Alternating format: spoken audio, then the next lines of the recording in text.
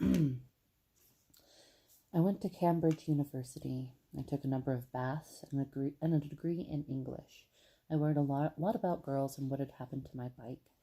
Later, I became a writer and worked on a lot of things that were almost incredibly successful, but in fact just failed to see the light of day.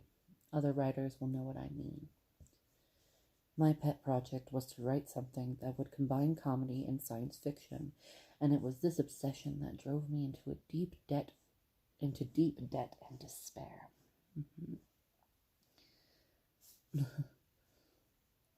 No one was interested except finally one man, a BBC radio producer named Simon Brett, who had had the same idea, comedy and science fiction. Although Simon only produced the first episode before leaving the BBC to concentrate on his own writing, he is best known in the United States for his excellent Charles Paris detective novels. I owe him an immense debt of gratitude for simply getting the thing to happen in the first place. He was succeeded by the legendary Geoffrey Perkins. In its original form, the show was going to be rather different. I was feeling a little disgruntled with the world at the time and had put together about 6 different plots, each of which end with the destruction of the world in a different way and for a different reason. It was to be called The Ends of the Earth. That's clever.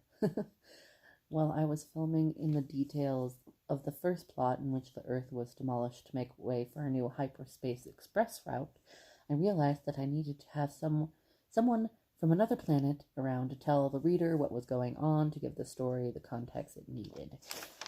So I had to work out who he was and what he was doing on the Earth. I decided to call him Ford Prefect. This was a joke that missed American audiences entirely, of course, since they've never heard of a rather oddly named little car, and many thought it was a typing error for perfect. Except people who read Harry Potter, like I write to you.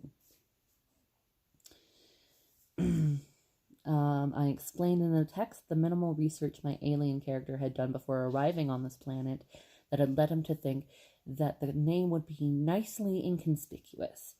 He had simply mistaken the dominant life form.